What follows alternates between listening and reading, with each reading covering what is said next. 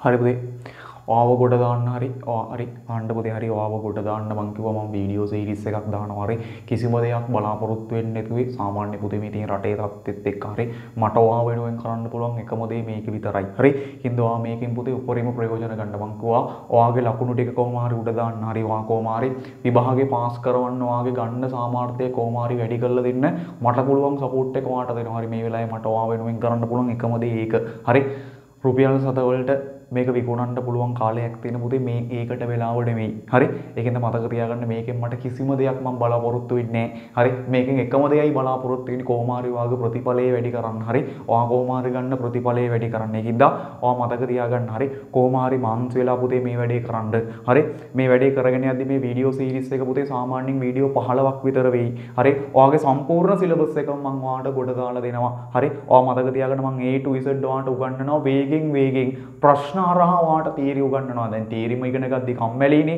හරි ඔයාට ඕගනික් ටික උගන්වනවා ඉනෝගනික් ටික උගන්වනවා ෆිසිකල් ටික උගන්වනවා ගොඩ දානවා මම අනිවාර්යෙන් මම පොරොන්දුවක් වෙනවා ඔයාගේ ලකුණු බිඳුවයි නම් මම අඩුම ගානේ ඔයාගේ ලකුණු ගාන 40ක්වත් වෙනකම් වැඩි කරලා දෙනවා එතකොට ළමයික් කයි අඩුම ගානේ සර් මට ලකුණු දැනට නම් 70ක් විතර ගන්න පුළුවන් මට තව කීයක් විතර වැඩි කරගන්න පුළුවන් තව ඔයාටත් මම ලකුණු 20ක් විතර වැඩි කරලා දෙන්නම් හරි ඔයා මතක තියාගන්න මගේ මේ වීඩියෝ සීරීස් එක හැම කෙනාටම ගැලපෙන්න හදලා තියෙන්නේ හරි මුල් වීඩියෝ එක සාමාන්‍යයෙන් යන්නේ පුතේ හැම කෙනාටම ලකුණු ගන්න හරි තියරි බිඳුවක් තියෙන දරුවෙක්ට උනත් ලකුණු ටික ගන්න මම අන්තිම හරියෙන් විශේෂ වීඩියෝ පටන් ගන්නවා අන්තිම හරියෙන් කියන්නේ එක වීඩියෝ සීරීස් එක අන්තිම වීඩියෝ එක විදියට යනවා ඔයා දන්නවත් දන්නේ මේ අවුරුද්ද පොඩ්ඩක් විශේෂයි ගොඩාක් වෙලාවට පුතේ මේ අවුරුද්දේ ප්‍රශ්න හැදෙන්නේ පාස් පේපර්ස් වලින් ඒ හැටි හරි මේ වගේ ප්‍රශ්නයක් වුණාම ගොඩාක් වෙලාවට පේපර්ස් හදන කට්ටිය හුරු වෙලා තියෙන විදියක් තමයි ගොඩාක් වෙලාවට පරණ පාස් පේපර්ස් ගන්න ගොඩාක් වෙලාවට ඒ ගණන් පොඩ්ඩක් වෙනස් කරලා තමයි ඔයාට හම්බෙන්නේ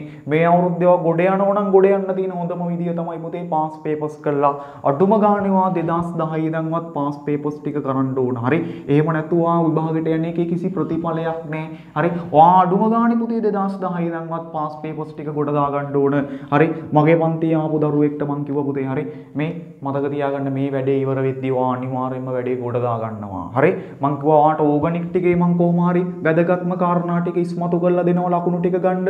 ඉනෝගනික් වල සම්පූර්ණ නෝට් එකක් හදා ගන්න විදිය මේ මහා ලොකු දේවල් නේ. හරි මහා ලොකු පත ඡේද මතක තියාගන්න ඕනේ. කෙටි ක්‍රම වලින් ඔයාට පුරුදු කරන්නම් මේ වීඩියෝ සීරීස් එක. ඔයා එක දිගට වීඩියෝ බලන්න. හරි වීඩියෝ එකක් පුතේ ඉවර වෙනකන් අනිවාර්යයෙන්ම බලන්න.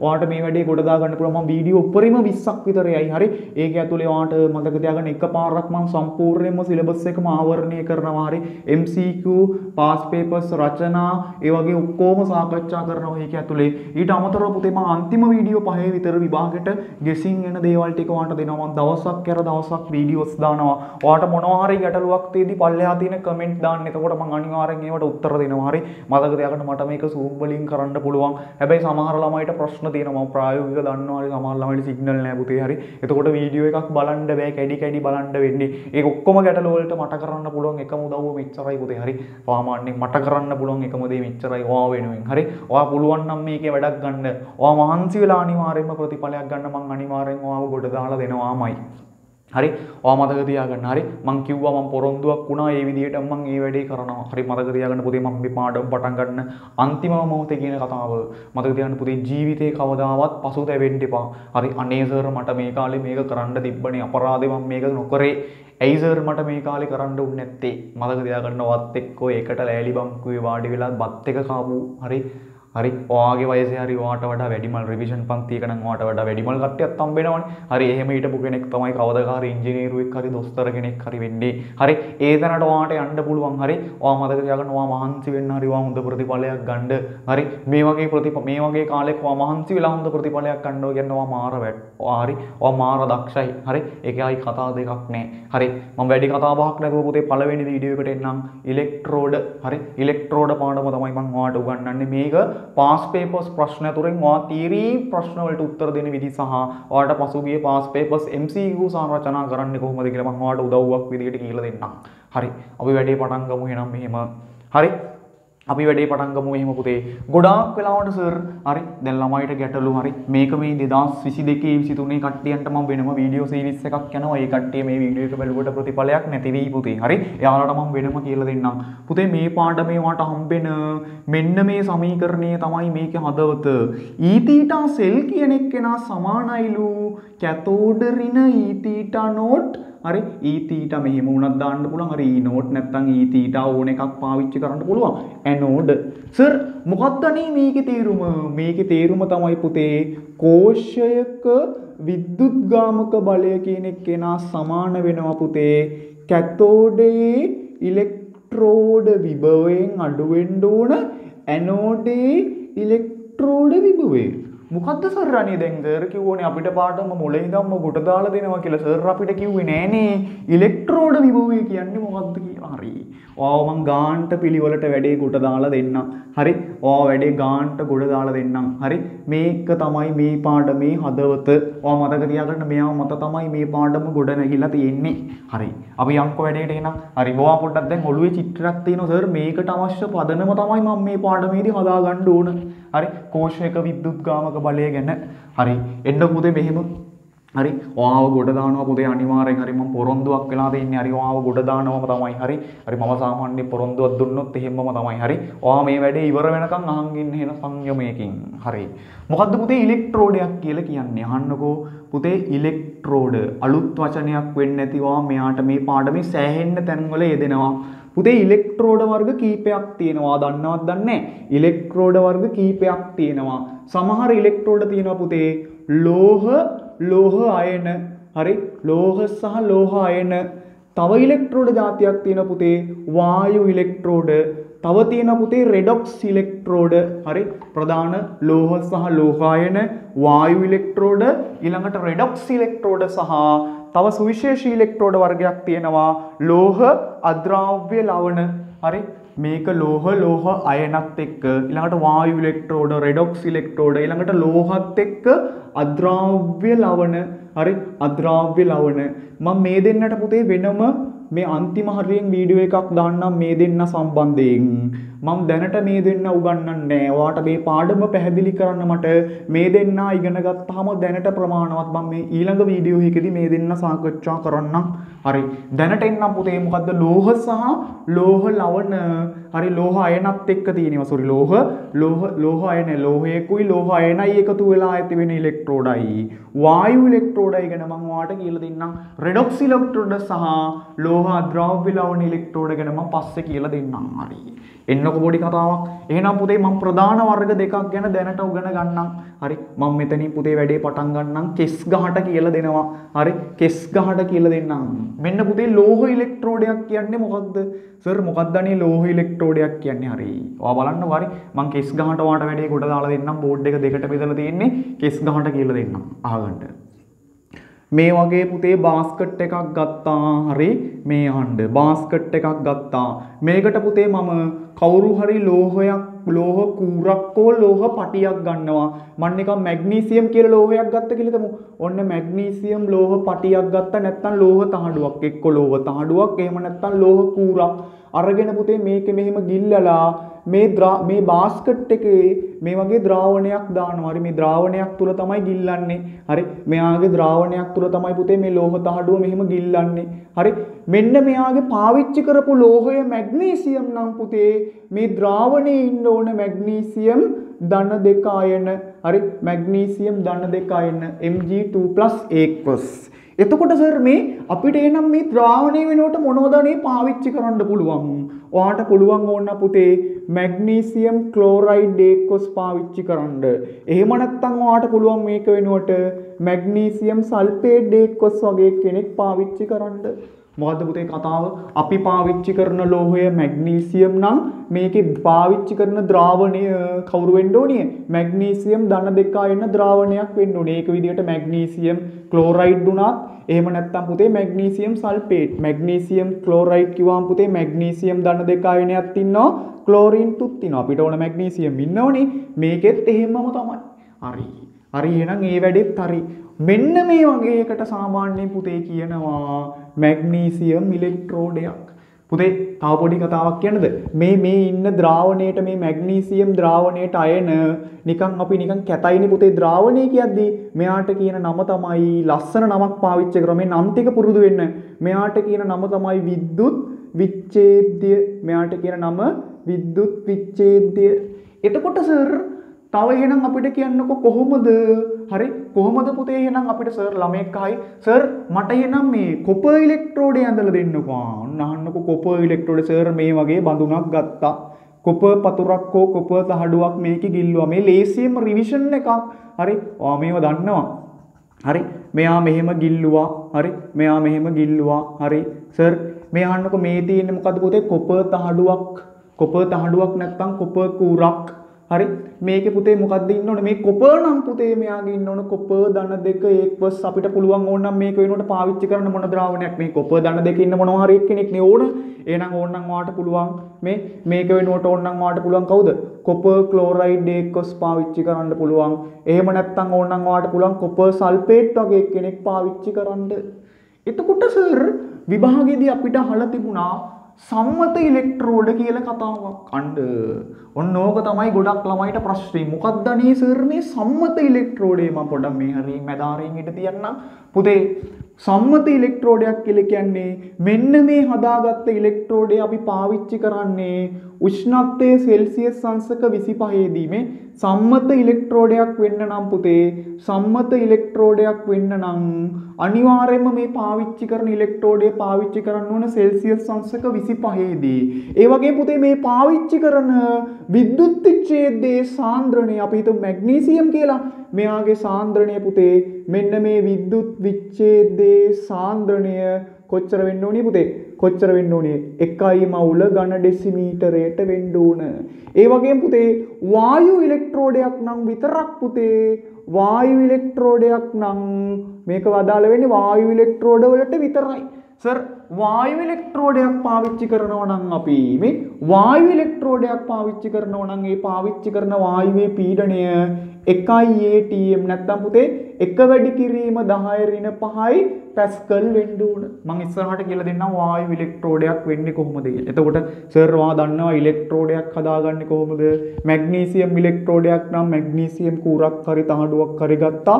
මැග්නීසියම් ධන දෙක අයින ද්‍රාවණයක ගිල්ලුවා. කොපර් දහඩුවක් ගත්තා. කොපර් ධන දෙක ද්‍රාවණයක ගිල්ලුවා. මේ කොපර් ධන දෙක ද්‍රාවණය වෙනකොට අපිට පාවිච්චි කරන්න පුළුවන් ඕනනම් කොපර් සල්ෆේට්, කොපර් ක්ලෝරයිඩ් ඔය වගේ එකක් පාවිච්චි කරන්න පුළුවන්. හරි ඔන්න පුතේ සාමාන්‍යයෙන් ඉලෙක්ට්‍රෝඩයක්. මේ ඉලෙක්ට්‍රෝඩයේ 25 උෂ්ණත්වයේදී සහ මේ මැග්නීසියම් 2+ ගේ සාන්ද්‍රණය 1 මවුල ඝන ඩෙසිමීටර වෙද්දී අපි මෙයාට විශේෂ නමක් කියනවා මොන ඉලෙක්ට්‍රෝඩය කියලායි? සම්මත ඉලෙක්ට්‍රෝඩ. ඊළඟට සර් වායු ඉලෙක්ට්‍රෝඩය ඊට වඩා චුට්ටක් වෙනස්. බලන්නකො මම චුට්ටක් මෙයාම ගන්න. හරි වායු ඉලෙක්ට්‍රෝඩයක් මම මේ හරිය පහලින් ලියන්න. සම්මත වායු ඉලෙක්ට්‍රෝඩයක් නම් වායුවේ පීඩනය 1 වැඩි කිරීම 5යි පැස්කල් හෝ 1 atm. හරි සම්මත තත්ත්ව. අහන්නකො පුතේ වායු ඉලෙක්ට්‍රෝඩ ගත්තාම මේ අහන්නකො වායු ඉලෙක්ට්‍රෝඩයක් නම් මෙයාගේ ලක්ෂණ මේ චුට්ටක් අයිට වඩා වෙනස්. හරි චුට්ටක් අරට වඩා වෙනස්. මේ වගේ එකක් තමයි පුතේ වායු ඉලෙක්ට්‍රෝඩයක්. හරි වායු ඉලෙක්ට්‍රෝඩයක් මේ වගේ හරි මෙයා වායු ඉලෙක්ට්‍රෝඩයක් මේ වගේ කෙනෙක්. හරි මේ වගේ කෙනෙක් තමයි පුතේ වායු ඉලෙක්ට්‍රෝඩයක්. හරි මේ වගේ වායු ඉලෙක්ට්‍රෝඩයක්. මේකත් අර වගේ පුතේ විද්‍යුත් විච්ඡේදයකින් තමයි පුරවලා තියෙන්නේ. හරි වාව ගොඩ දාන්න තමයි මගේ උත්සාහය. මේ වගේ විද්‍යුත් විච්ඡේදයකින් තමයි පුතේ පුරවලා තියෙන්නේ වායු ඉලෙක්ට්‍රෝඩය. හරි වායු ඉලෙක්ට්‍රෝඩය හරි වායු ඉලෙක්ට්‍රෝඩය වගේ විද්‍යුත් විච්ඡේදයකින් පුරවලා තියෙන්නේ. පුතේ මම මේකෙදි පාවිච්චි කරනවා හයිඩ්‍රජන් ඉලෙක්ට්‍රෝඩය නම් ඕන. මට ඕන සම්මත හරි අහන්නකො මට ඕන පුතේ සම්මත හයිඩ්‍රජන් ඉලෙක්ට්‍රෝඩය. සම්මත හයිඩ්‍රජන් ඉලෙක්ට්‍රෝඩයලු මට ඕන. එහෙනම් පුතේ මේ අහන්න කලින් වගේමයි. හරි මෙතනින් යවන්න ඕන පුතේ මොන වායුවද දන්නවද? H2 වායුව තමයි අපි යවන්නේ. හරි මෙතනින් යවන්න ඕන H2 වායුව සම්මත නම් සර් ඒ H2 වායුව ළඟින් ලියන්න ඕන පුතේ පීඩනය. මෙයාගේ පීඩනය 1 atm.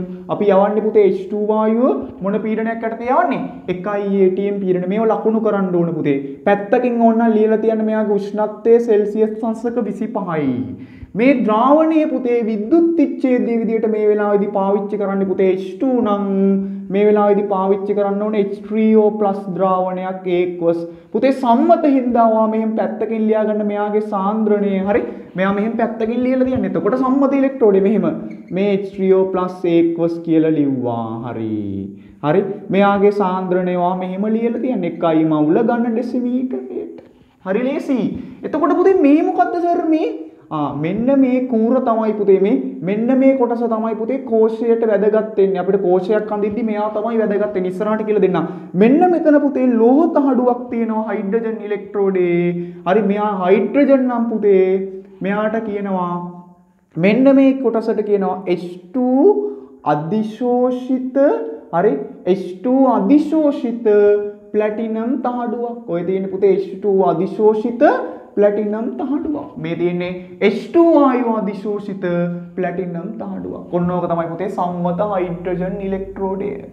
හරි සර් මේ හරි දැන් ඔයා මේ ටිකත් අපිට ගොඩ දාලා දුන්නා මෙයාත් ගොඩ දාලා දුන්නා සම්මත හයිඩ්‍රජන් ඉලෙක්ට්‍රෝඩෙත් ගොඩ දාලා දුන්නවා නියමයි නේ සර්. හරි හොඳයි. දැන් ඔයාට ගේමක් නැහැ. හරි වායු ඉලෙක්ට්‍රෝඩයක් නම් ඔයා පීඩනය ලකුණු කරන්න ඕනේ 1 atm කියලා. හරි ඔයා මෙහෙම ලකුණු කරන්නේ නැත්නම් මෙහෙම H2 ගෑස් කියලා ලියලා මෙයාගේ පීඩනය ඔහම 1 atm කියලා ලිව්වනම් ඇති. හරි මෙහෙම ලිව්වනම් ඇති. සර් සම්මත ක්ලෝරින් ඉලෙක්ට්‍රෝඩය නම් කොහොමද? ඔය විදියටම පොඩි සපෝට් එකක් දෙන්නකෝ. හරි සර් සම්මත ක්ලෝරින් ඉලෙක්ට්‍රෝඩය ඔය විදියටම මට පොඩි සපෝට් එකක් දෙන්නකෝ ළමයි කියයි සර් මේ ආන්නකෝ සම්මත ක්ලෝරින් ඉලෙක්ට්‍රෝඩය කොහොමද ලකුණු කරන්නේ? මේ එක තැන මොකට ලේසියෙන් මතක් කරලා දෙන්නේ. සර් මෙහෙම බාස්කට් එකක් ගත්තා. හරි මෙන්න අර කලින් වගේම සර් ඔයා මෙහෙම අඳින්න. හරි මෙහෙම ඇඳා. හරි මගේ චිත්‍ර ගැන වැඩි හිතන්න එපා. හරි ඔයාට ගන්න තියෙන දේ ඔයා ගන්න. හරි මේ මෙතනින් තමයි පුතේ ඇතුල් කරන්නේ. හරි දැන් ඔයා දන්නවා මෙතන මේ කූර වැදගත් අපිට. සර් කිව්වා මේ කූර වැදගත්. හරි මේක හරහා තමයි පුතේ වායුව එවන්නේ. හරි මේ කූර වැදගත්. මේක හරහා තමයි වායුව එවන්නේ. එහෙනම් දැන් පුතේ ක්ලෝරින් ඉලෙක්ට්‍රෝඩය නම් මම මේ පාවිච්චි කරන්නේ සම්මත ක්ලෝරින් ඉලෙක්ට්‍රෝඩය. සර් කොහොමද එවන්නේ? මෙතනින් එවන්නේ මොන වායුවද? Cl2 gas. හරි මොකද්ද පීඩනය පුතේ සම්මත නම් 1 atm කියලා ලකුණු කරනවා. එතකොට සර් මේකත් අර වගේම පුරවනවා. හරි විද්‍යුත් විච්ඡේදයෙන් පුරවනවා. හරි මෙයත් පුරවනවා පුතේ විද්‍යුත් විච්ඡේදයෙන්. හරි ලේසි මේවා. හරි ලේසි. හරි එකම පාරට ගන්න එකයි. එහෙනම් පුතේ මේකට දාන්න ඕන මෙයාට H3O+ දැම්මනම් පුතේ මේකට දාන්න ඕන Cl- aqueous ද්‍රාවණයක්. මෙයාගේ සාන්ද්‍රණය පුතේ 1 මවුල ඝන ඩෙසිමීටරයට සාන්ද්‍රණයක් තියෙන්නේ. මෙයාගේ සාන්ද්‍රණය 1 මවුල ඝන ඩෙසිමීටරයට. එහෙනම් පුතේ මෙයාගේ මේ තහඩුවේ කවුද තියෙන්නේ? මේ H2 ඉලෙක්ට්‍රෝඩය නම් සර් H2 අධිශෝෂිත ප්ලැටිනම් තහඩුව. එහෙනම් මෙයාට කවුද එන්නේ? මෙයාට පුතේ එන්නේ Cl2 අධිශෝෂිත මොන තහඩුවක් එන්නේ? ප්ලැටිනම් තහඩුව. හරි මෙයාට එන්නේ පුතේ Cl2 අධිශෝෂිත ප්ලැටිනම් තහඩුව. ඔන්න ඔයාට දැන් ඉලෙක්ට්‍රෝඩ අඳින හැටි කියලා දුන්නා. හරි මෙයාගෙත් ඔන්න පුතේ සම්මත හින්දා මේ හරියෙන් සෙල්සියස් අංශක 25යි කියලා ලියනවා. හරි මේ කට්ටියගේ පුතේ පීඩන ලියන්න ඕනේ. හරි ඔන්න ඔයාට ඉලෙක්ට්‍රෝඩයක් ඇඳ ගන්න විදිය කියලා දුන්නා. හරි ලෝහ ඉලෙක්ට්‍රෝඩ ලියන්නේ කොහොමද? ඒ වගේම පුතේ වායු ඉලෙක්ට්‍රෝඩ ලියන්නේ කොහොමද මං කියලා ඔයාට කියලා දුන්නා. හරි ලෝහ ඉලෙක්ට්‍රෝඩ කියන්නේ මොනවද? වායු ඉලෙක්ට්‍රෝඩ කියන්නේ මොනවද කියලා ඔන්න කියලා දුන්නා. හරි ඔන්න ඔයාට දැන් කවදාවත් ඉලෙක්ට්‍රෝඩයක් ඇඳ ගන්න බැරි වෙන්නේ නැහැ. ඔන්න මගේ පළවෙනි උත්සාහය සාර්ථකයි. ඉලෙක්ට්‍රෝඩයක් ඔයාට අඳින විදි. හරි ඔයාට සම්මත මැග්නීසියම් ඉලෙක්ට්‍රෝඩය අඳින්න ගියොත් නම් මේ කොටස ඇඳනනම් ඇති. ඇඳලා හරි මෙයාගේ ඉතින් අර සාන්ද්‍රණය ලියන්න ඕන. හරි සාන්ද්‍රණය ලියන්න ඕන. මෙයාගේ සාන්ද්‍රණය කවුද කියලා ලියන්න ඕනේ. 1 මවුල ඝන ඩෙසිමීටරයට කියලා ලියලා තියන්න ඕනේ. නැත්තම් සම්මත වෙන්නේ නැහැ. හරි මෙයාගේ සාන්ද්‍රණය. ඕනනම් මේ හරියෙන් සෙල්සියස් අංශක 25යි කියලා ලියන්න උෂ්ණත්වය. එතකොට සම්මත කොපර් ඉලෙක්ට්‍රෝඩය. හරි අනිවාර්යෙන් මෙයා ලියද්දි මෙයාගේ සාන්ද්‍රණය ලියන්න අර ලිව්වා වගේ මේ වගේ ලියලා තියන්න. හරි මේ ලියලා තියි. ඔන්න සම්මත හයිඩ්‍රජන් ඉලෙක්ට්‍රෝනය අඳින හැටි කියලා දුන්නා. මෙයා අඳින හැටි කියලා දුන්නා. මෙයත් හරි මෙයත් හරි. සර් හරි දැන් අපිට ඉලෙක්ට්‍රෝඩ කතාව නම් අවුලක් නෑ. හරි සර් දැන් අපිට ඉලෙක්ට්‍රෝඩ කතාව පුළුවන්. හරි අපි කෙමින් ඊළඟ ඒවට යමු. හරි අහන්නකෝ.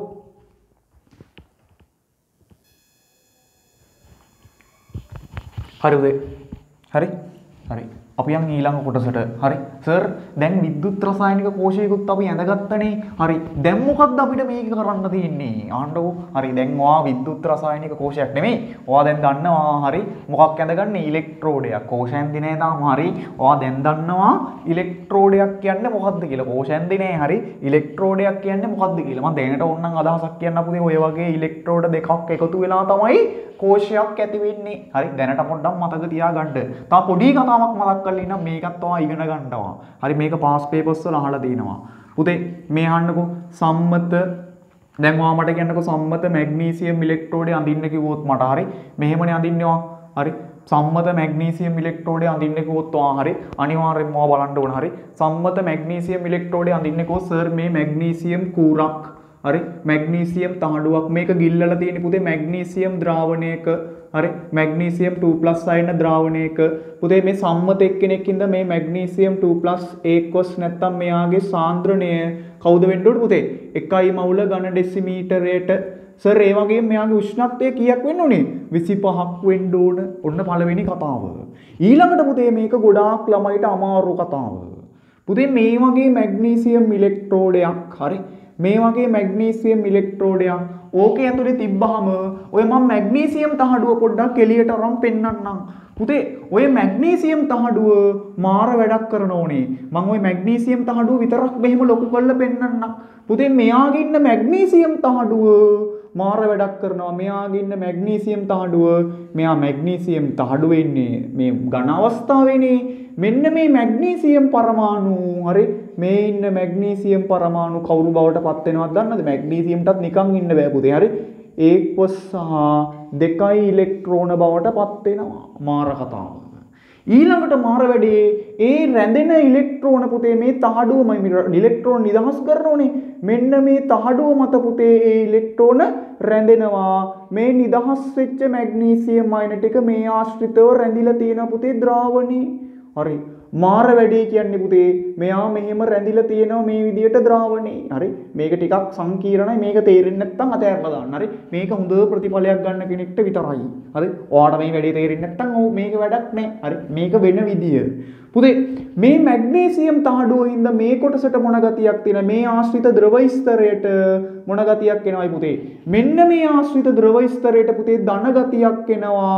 මේ තහඩුවේ පෘෂ්ඨයේ මොන ගතියක් එනවයි ඍණ ගතියක් එනවා. සර් අපේ ගෙදර බැටරි තියෙන්නේ ඔව් බැටරිය සර් මේ අග්‍රය ධනයි මේ අග්‍රය ඍණ හින්දා පුතේ මේ දෙන්න අතර මොකක් තියෙනවයි විභවාන්තරයක් තියෙනවා. ඒ වගේ පුතේ මෙන්න මේ ද්‍රව ස්තරයයි මෙන්න මේ ඉලෙක්ට්‍රෝඩේ මේ තියෙන මැග්නීසියම් තහඩුවයි අතරත් මොකක්ද හටගන්නේ පුතේ විභවාන්තරයක් එනවා. හැබැයි පුතේ මේ ද්‍රව ස්තරයකනේ මේ ධනාග්‍රය වගේ එක ඇති වෙන්නේ. ඒකින්ද පුතේ අපිට හරියට නිශ්චිතව මැනගන්න බෑ මේ මෙතරනම් මේ අග්‍රය කියලා අපිට වෝල්ට් මීටර් එක තියලා මෙයාව මැනගන්න පුළුවන් නම් හැබැයි පුතේ මෙයාගේ ධන තියෙන්නේ කොහෙද කියලා අපිට එහෙම තියන්න බෑ. මේ වෝල්ට් මීටරයක් තියලා මෙයා මනින්න බෑ. ඒකින්ද පුතේ මේ ඉලෙක්ට්‍රෝඩ විභවය කියන එක්කෙනා සාපේක්ෂ කෙනෙක්. මෙයා එකපාර අපිට මනින්න බෑ. හරි ඒකින්ද ඔයා දැනට නිකන් ලාවට මතක තියාගන්න. ඉලෙක්ට්‍රෝඩ විභවය කියන එක්කෙනා පුතේ මැනින්න බෑ. මෙයා සාපේක්ෂ කෙනෙක්. හරි නිරපේක්ෂ නෑ. හරි මෙයා සාපේක්ෂ කෙනෙක්. මේ වගේ කෝෂයක අග්‍ර දෙකලවර්ග විභවාන්තරය ගන්නවා වගේ අපිට මෙයාගේ විභවාන්තරය මනින්න බෑ. මෙයා පුතේ කිසියම් ඉලෙක්ට්‍රෝඩයකට සාපේක්ෂව තමයි අපි කියන්නේ. හරි අපි සාමාන්‍යයෙන් කියනවා අහලත් ඇති හයිඩ්‍රජන් ඉලෙක්ට්‍රෝඩයට සාපේක්ෂව තමයි මෙයා ගන්නෙ. මම ඉස්සරහට කියලා දෙන්නම්. හරි එහෙම ගන්නේයි කොහොමද කියලා ඉස්සරහට තර්කානුකූලව කියලා දෙන්නම්. කලබල වෙන්නේ නැතුව ඉන්න. හරි එතකොට පුතේ මොකද්ද වෙන්නේ? මෙන්න මේකදී අපි කියනවා මොකද්ද ඉලෙක්ට්‍රෝඩ විභවය කියලා විභාගයේදී අහුවොත් කියන්නේ ද්විත්ව ස්තරය. බලන්න මේ තියෙන ස්තරය ඍණ එකක් මේ තියෙන ධන ස්තරයක්. ද්විත්ව ස්තරය අතර පවතින විභව වෙනසට තමයි අපි කියන්නේ ඉලෙක්ට්‍රෝඩ විභවය.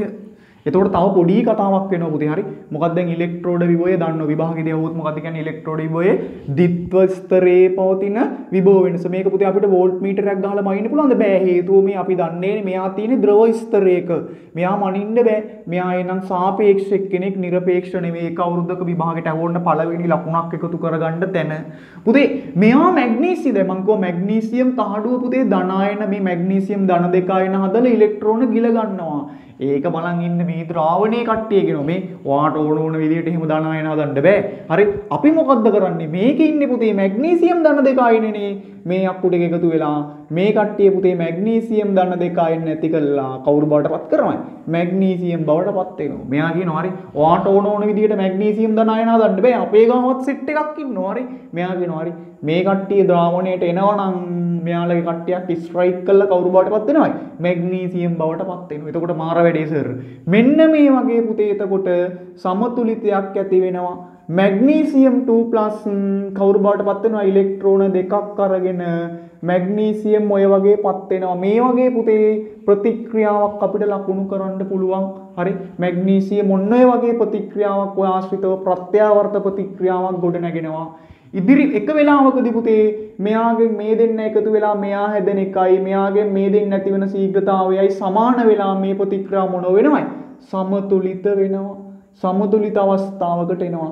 මෙන්න මේ ප්‍රතික්‍රියාවට අපි කියනවා පුතේ මැග්නීසියම් ඉලෙක්ට්‍රෝඩේ මොන ප්‍රතික්‍රියාවයි කියලායි? අර්ධ ප්‍රතික්‍රියාව. මේකට කියනවා අර්ධ ප්‍රතික්‍රියාව. හරි මෙන්න මේ වෙලාවේදී හරි මෙන්න මේ ස්තර දෙක අතර තියෙන විභව වෙනසට කියනවා ඉලෙක්ට්‍රෝඩ විභවය. මේ ඉලෙක්ට්‍රෝඩ විභවය පුතේ මැන්නොත් සෙල්සියස් අංශක 25 දී උෂ්ණත්වයේදී සහ මේ පාවිච්චි කරලා තියෙන මැග්නීසියම් කෙනාගේ සාන්ද්‍රණය කාගේ 1 මවුල ඝන ඩෙසිමීටර් වලදී මැන්නොත් අපි යාට කියනවා මොන ඉලෙක්ට්‍රෝඩ විභවය කියලායි? සම්මත ඉලෙක්ට්‍රෝඩ විභවය. ඔන්න සම්මත ඉලෙක්ට්‍රෝඩ විභවය.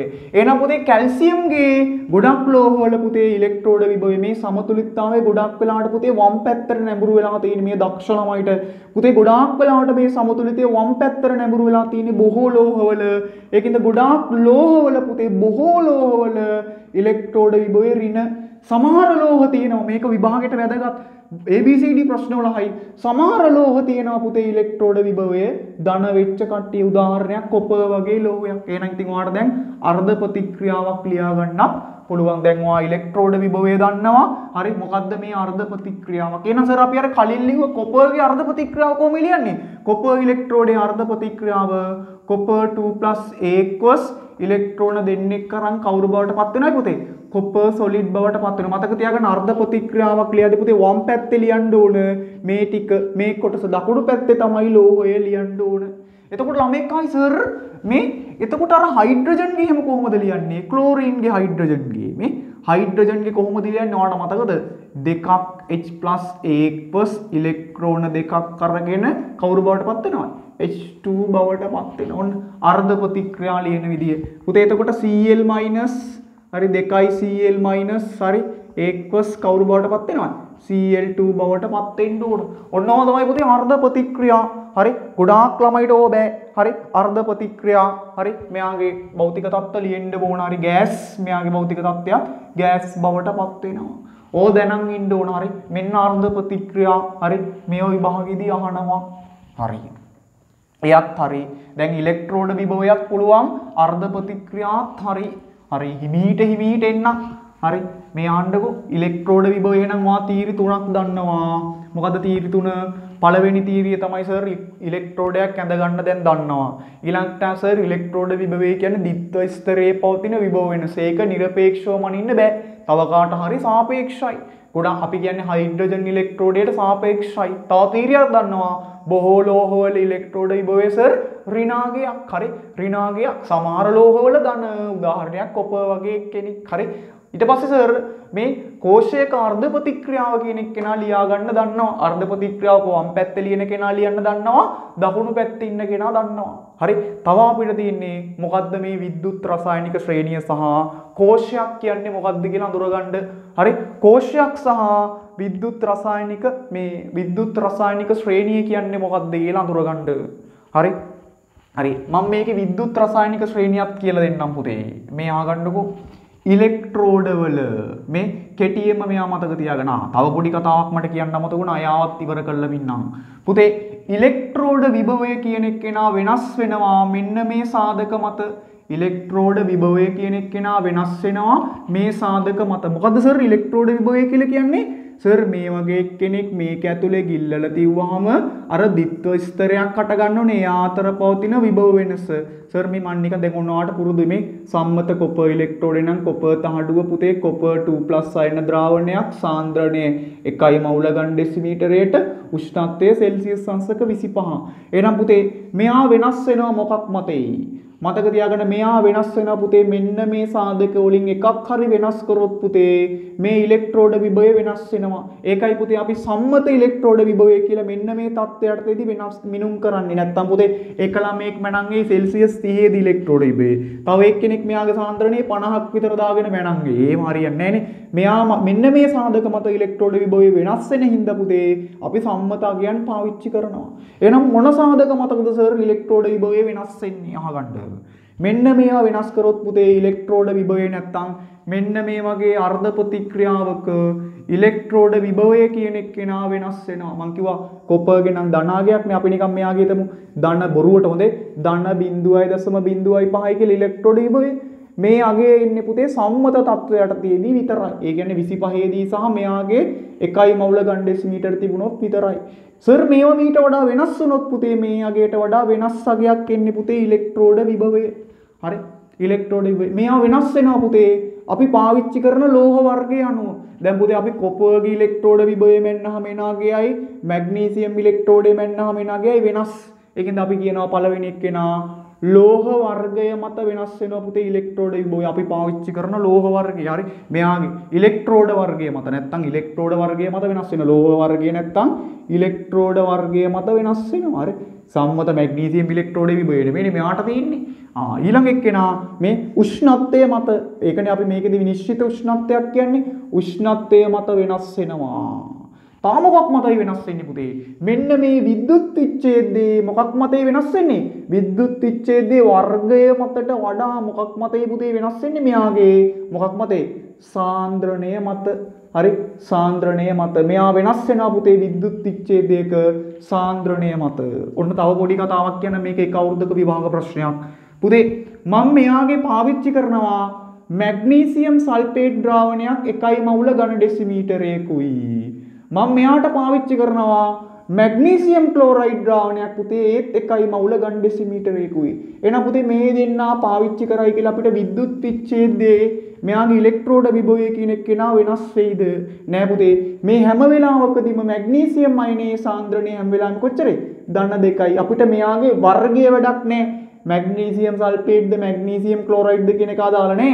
අපිට ඕන මෙන්න මෙයාගේ සාන්ද්‍රණය මොකක් වෙනව නම් විතරේ 1 මවුල ඝන ඩෙසිමීටර වෙනව නම් ඇති. හරි මෙයාගේ වර්ගය අපිට වැඩක් නෑ. හරි ඒකෙන්ද මතක තියාගන්න නම් මෙයාගේ විද්‍යුත් විච්ඡේදයේ සාන්ද්‍රණය මත. පුතේ තව එකක් ඔයා දැනගන්න ඕන. වායුමය ඉලෙක්ට්‍රෝඩයක් නම් සර් මොකද්ද අපි තව දැනගන්න ඕන?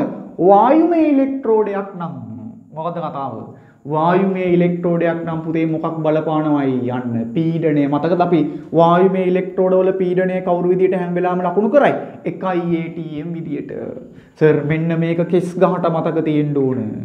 කවදාවත් පුතේ මේ තහඩුවේ වර්ගඵලයේ මතවත් මේ තහඩුවේ හැඩය මතවත් හරි මේ තහඩුව ගිලිලා තියෙන ප්‍රමාණය මතවත් ඉලෙක්ට්‍රෝඩ විභවය කියන එක්කෙනා වෙනස් වෙන්නේ නැහැ. හරි මේ තහඩුවේ වර්ගඵලයේ මතවත් මෙයා ගිලිලා තියෙන ප්‍රමාණයවත් මේ තහඩුවේ හැඩය මතවත් පුතේ ඉලෙක්ට්‍රෝඩ විභවය වෙනස් වෙන්නේ නැහැ. හරි මතක තියාගන්න. අන්න ඒක සෑහෙන්න වැදගත්. ගොඩක් ළමයි වරද්දනවා විභාගයට අහුවොත් අනිවාර්යෙන්ම වරද්දනවා. මෙයා තහඩුවේ වර්ගඵලය මත ඉලෙක්ට්‍රෝඩ විභවය වෙනස් නොවේ. හරි ඉලෙක්ට්‍රෝඩ විභවය පුතේ මේ තහඩුවේ වර්ගඵලය මත වෙනස් වෙන්නේ මොකක් මත වෙනස් වෙනවා? ඉලෙක්ට්‍රෝඩ වර්ගයෙන් වර්ගයට ඉලෙක්ට්‍රෝඩ විභවය වෙනස් වෙනවා. උෂ්ණත්වය මත වෙනස් වෙනවා. මේ විද්‍යුත් විච්ඡේදයේ සාන්ද්‍රණය මත වෙනස් වෙනවා. මේ ඒකයි අපි 1 මවුල ඝන ඩෙසිමීටර කියලා පාවිච්චි කරන්නේ. වායුමය ඉලෙක්ට්‍රෝඩයක් සඳහා පමණක් අපි මොනවයි ලකුණු කරන්නේ පුතේ? පීඩනය පාවිච්චි කරනවා. ඊළඟට තහඩුවේ ගිලිලා තියෙන වර්ගඵලය මත පුතේ කවදාවත් පුතේ ඉලෙක්ට්‍රෝඩ විභවය වෙනස් වෙන්නේ නැහැ. මේවා මත වෙනස් වෙනවා. මෙයා මත වෙනස් වෙන්නේ වර්ගඵලය මත වෙනස් වෙන්නේ ගිලිලා තියෙන වර්ගඵලය මත හෝ තහඩුවේ හැඩය මත හෝ ඉලෙක්ට්‍රෝඩ විභවය වෙනස් වෙන්නේ නැහැ. හරි ඊළඟ වීඩියෝ එකේදී පුතේ හරි මේ අහන්නකො දැන් ඔන්න මූලික කාරණා ටික හරි පළවෙනි concept එක හරි මූලික සංකල්ප ටික හරි ඔයාව විභාගයට කොට දාන්න ඕන මූලික තීරි ටික හරි අපි ඊළඟ වීඩියෝ එකේදී හම්බුණු විද්‍යුත් රසායනික කෝෂ සහ විද්‍යුත් රසායනික ශ්‍රේණිය past papers MCQ සහ රචනා ප්‍රශ්නත් එක්ක යම් වැඩේ හරි ඔයා මහන්සි වෙන්න පුතේ ඔයා වැඩේ කොට දාලා දෙනවා මං හරි